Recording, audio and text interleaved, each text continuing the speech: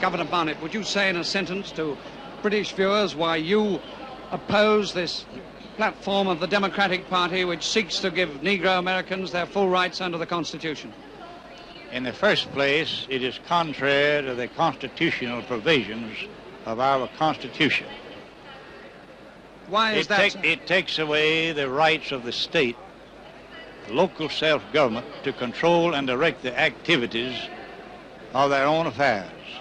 The 10th Amendment to the Constitution of the United States says plainly that all of the powers not expressly granted by the Constitution to the federal government belong to the states.